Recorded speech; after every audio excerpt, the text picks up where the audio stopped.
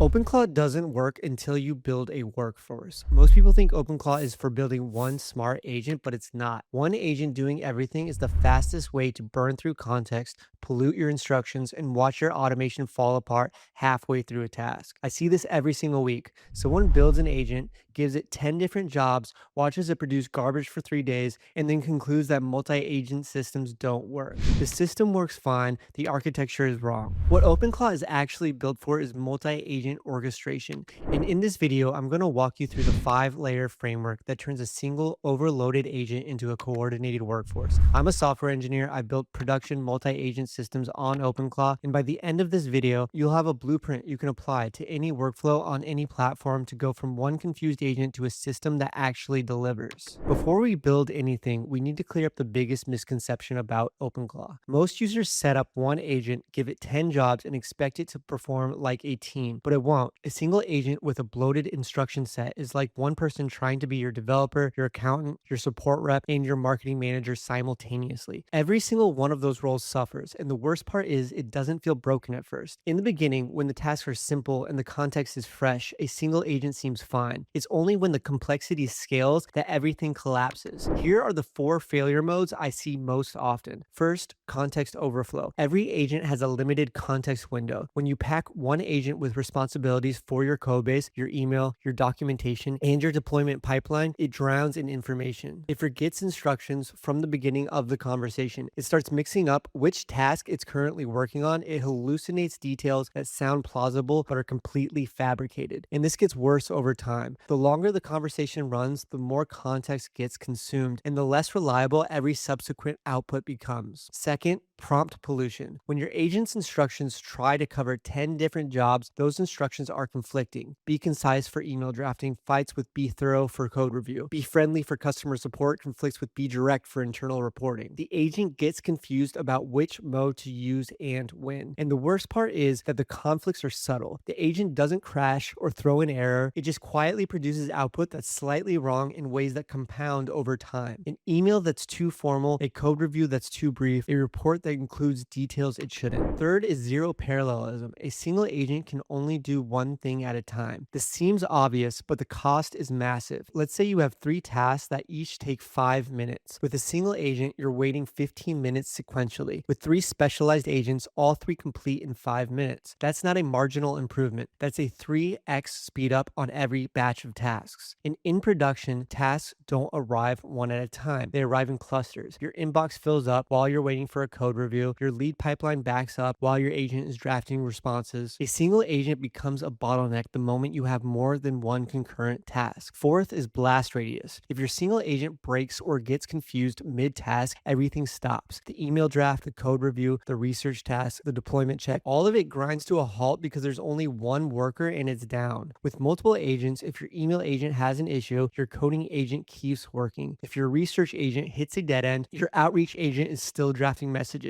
You've isolated the failure to one component instead of losing the entire system. So the question isn't whether you need multiple agents, you do. The question is how to organize them so they actually work as a system, not just as a pile of isolated bots. And that's what the 5-layer framework solves. Layer 1 is workflow. This is the orchestration layer that defines how tasks move through your multi-agent system. And the architecture that makes this work is the orchestrator pattern. In an orchestrator multi-agent system, there's one central agent that controls the flow. The orchestrator receives the incoming task, decomposes it into subtasks, assigns each subtask to the right specialist agent, waits for the results, and then either passes the output to the next agent in the sequence or assembles the final result. It's the coordinator, the project manager, the agent that makes sure every piece of work gets done in the right order by the right specialist. This is fundamentally different from how most people set up Openclaw. Most people create a single agent and give it a long list of tools. The agent decides on its own what to call, when to call it, and in what order, and that's a reactive system. The agent responds to the conversation in real time and hopes it makes the right sequence of decisions. Sometimes it does, but a lot of times it won't. An orchestrator system is proactive and structured. The orchestrator doesn't guess what to do next. It follows a defined task flow. Here's what that looks like in practice. An incoming lead arrives via your website. The orchestrator receives the task. It identifies that this is a lead qualification workflow. workflow. It decomposes the task into 3 subtasks. First, qualify the lead. Second, enrich the lead data. Third, draft a personalized response. It assigns subtask 1 to your intake agent. The intake agent completes its work and returns a result. The orchestrator receives that result, verifies the lead is qualified, and then assigns subtask 2 to your research agent. The research agent enriches the data and returns its result. The orchestrator passes both results to your outreach agent for subtask 3. The outreach agent drafts the response and returns it. The orchestrator assembles the final output and either sends it or flags it for human review. Every step is explicit, every handoff is managed, every result is verified before the next step begins. That's what the orchestrator provides. It's not just another agent, it's the control layer that turns a group of agents into a pipeline. Now, here's why this matters more than most people realize. When you let agents decide what to do next on the fly, you've built a non-deterministic system. The same input can produce different paths on different runs. That sounds flexible, but in production, it's a nightmare. You can't debug a system when you don't know which path it took. You can't optimize a pipeline when the steps change every time. And you definitely can't trust a system that might decide to skip a critical step because it seemed unnecessary in the moment. The orchestrator pattern solves this by making the task flow predictable. The orchestrator knows the sequence, it knows the dependencies, it knows which agent handles which step. It doesn't improvise, it executes. And because the flow is deterministic, you can trace exactly what happened, reproduce the path for debugging, and optimize individual steps without breaking the entire pipeline. There's one more thing worth noting about the orchestrator pattern. It supports both sequential and parallel delegation. Sequential delegation is what I just walked through. Agent 1 finishes, then Agent 2 starts, then Agent 3. This is what you use when each step depends on the output of the previous step. But sometimes your subtasks are independent. Maybe you need your research agent to look up company data and your sentiment agent to analyze the lead's email tone at the same time. Neither depends on the other. The orchestrator can assign both in parallel, wait for both to complete, and then combine the results before passing them to the next step. This is where the speed advantage of multi-agent systems really shows up. Not just having more agents, but the orchestrator's ability to run independent tasks simultaneously instead of sequentially. This is the difference between a workflow and a conversation. A conversation wanders, an orchestrator workflow delivers, and that's it. Layer 1 gives your workforce a spine.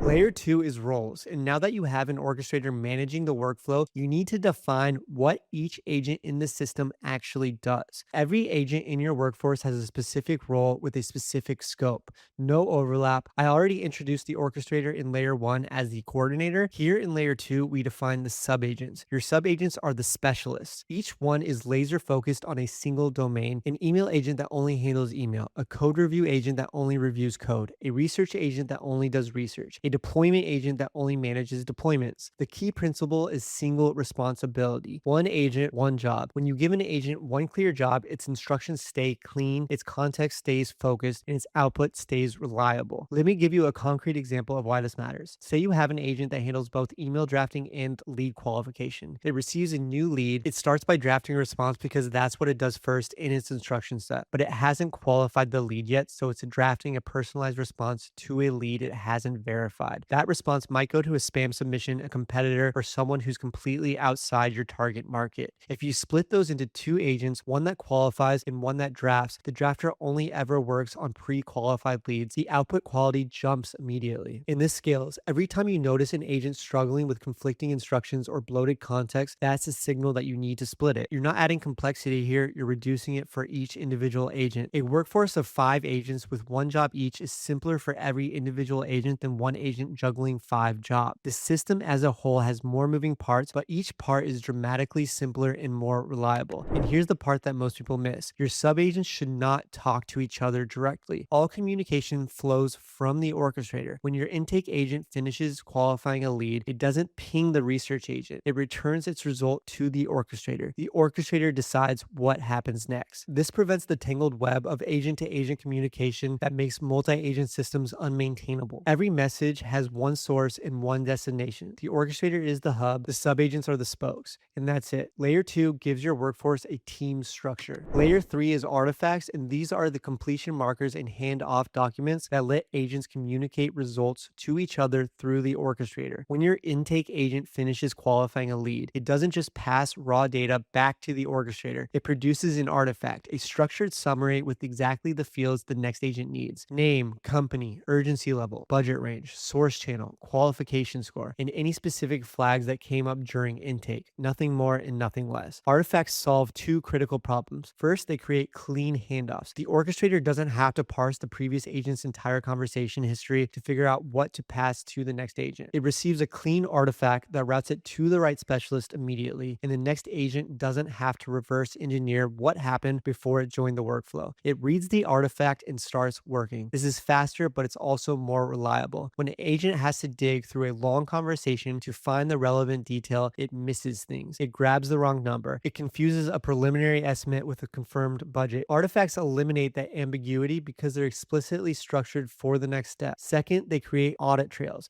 Because every agent produces a defined artifact at every step, you can trace exactly what happened, when, and why. If something goes wrong at step 4, you can check the artifact from step 3 and see exactly what input the step 4 agent received. You can check the artifact from step 2 and see if the data was already wrong at that point. Without artifacts, debugging a multi-agent system is like trying to reconstruct a conversation you weren't in the room for. You can guess, but you can't verify. In Openclaw, artifacts can be markdown files in your workspace, structured JSON outputs, or even entries in your memory.md. The format matters less than the discipline of producing one at every handoff point. Every time an agent finishes his work and the orchestrator passes the baton, there should be an artifact. If there isn't, you've created an implicit handoff, and implicit handoffs are where errors breed, and that's it. Layer 3 gives your workforce a communication protocol. Layer 4 is rules, and these are your approval gates, guardrails, and red lines. Every workforce needs boundaries. Not every task should run straight through from start to finish. Some steps need human approval before proceeding. A response to a high-value client might need sign-off. A code deployment might need a security check. A financial transaction above a certain threshold should always pause for review. These aren't inefficiencies. They're the difference between a system you can trust and a system you have to babysit. In an orchestrator system, rules are enforced at the coordination layer. The orchestrator checks conditions before routing to the next step. If a rule says that any response to a lead with a budget above $10,000 requires human approval, the orchestrator pauses the workflow at that point. It doesn't send the output to the next agent. It flags it, it notifies you, and it waits. When you approve, the orchestrator resumes the pipeline. When you reject, the orchestrator can route back to the relevant agent for revision instead of starting over. No progress is lost. The system picks up exactly where it left off. Rules also include your hard constraints, the lines that should never be crossed regardless of context. Never send an email without confirmation when the recipient is on your VIP list. Never modify production data without a backup. Never approve a pull request without a test pass. Never auto-approve a financial action above $500. These rules go into your agents.md file so every agent in the system knows the boundaries, and they're not suggestions. The orchestrator enforces them structurally. If a rule says approval is required at a certain point, the pipeline cannot skip it. The orchestrator won't allow it. Here's the part most people miss. Rules are not just constraints. They're what make your workforce trustworthy. A system without guardrails might be faster, but it's not reliable, and in production, reliable always beats fast. Your clients don't remember the hundreds of times your automation ran smoothly. They remember the one time it sent an embarrassing email to the wrong person. Rules prevent that one time. And that's it. Layer 4 gives your workforce a safety net. Layer 5 is memory, and this is your durable action summary layer. It's what lets your workforce learn from what it's done and maintain continuity across sessions. In Openclaw, this is your memory.md file. Every time your workforce completes a meaningful action, a durable summary gets written to memory. Not the full conversation, not the raw output. A concise summary of what happened, what was decided, and what the outcome was. For example, qualified lead from Acme Corp, budget confirmed at $50K, sent personalized proposal, approved by human review on March 15th. That's a memory entry, short, factual, and useful the next time a similar situation comes up. Memory is what separates a workforce that gets smarter over time from one that starts from zero every session. When your orchestrator receives a new task, it can check memory to see how similar tasks were handled before. When a sub-agent encounters an edge case, it can check memory for prior decisions about that edge case. Your system builds institutional knowledge the same way a real team does, by remembering what worked, what didn't, and what was decided last time. Here's the part that a lot of people miss. Your memory layer and your chat model are two separate systems. Your chat model handles the conversation in the moment. Your memory system handles the durable record over time. If you don't configure memory correctly, your agent will have great conversations but zero institutional knowledge. They'll make the same mistakes over and over because they can't remember what they learned. And this isn't a hypothetical. I've built sophisticated multi-agent systems that work perfectly on on day one and slowly degrade over the next month because their memory layer isn't maintaining itself. And that's it. Layer 5 gives your workforce a long-term memory. So a quick recap. The 5-layer framework is WRAM. Workflow, your orchestrator system that defines how tasks flow through your multi-agent pipeline deterministically. Roles, your sub-agents with single responsibilities in all communication routed through the orchestrator. Artifacts, your completion markers that create clean handoffs and audit trails. Rules, your approval gates and guardrails that keep the system safe and trustworthy. Memory, your durable action summaries that give the workforce continuity across sessions. When all 5 layers are in place, you don't have a collection of agents, you have a coordinated workforce. Each layer reinforces the others. Your orchestrator depends on clearly defined roles because without them, it doesn't know who to delegate to. Your roles depend on clean artifacts because without them, agents can't hand off work reliably through your orchestrator. Your artifacts are governed by rules because without guardrails, the wrong output can slip through to the next step, and your memory preserves the knowledge that makes the whole system smarter over time, feeding back into better orchestration decisions at every layer. The mistake I see most often is building 1 or 2 layers and expecting the system to work. They set up an orchestrator and some subagents but skip artifacts so agents can't communicate cleanly. They build workflows and roles but skip rules so the pipeline runs without any safety checks. They configure memory but skip the orchestrator so agents remember what happened but can't coordinate tasks in a predictable order. All 5 layers need to be present, not perfectly, not all at once, but they all need to be there. One last really important thing, the specific tool you use matters less than understanding these 5 layers. Whether you're building an Openclaw, Claude Code, Hermes, or any other platform, the fundamentals of multi-agent systems are the same. Workflow, roles, artifacts, rules, and memory. If you understand these 5 layers, you can architect a workforce on any tool. If you don't, no tool will save you. The tool is the implementation, the framework is the architecture, and architecture always determines outcome. If you want the full PDF guide on the 5-layer framework, make sure to join the free school community. The link is in the description. Inside, we go in depth on Openclaw, and we have a ton of free resources that will get your Openclaw up and running the right way. If you want to learn in depth how to build multi-agent systems that drive real value, like and follow. I read every single comment, and I'll see you in the next video.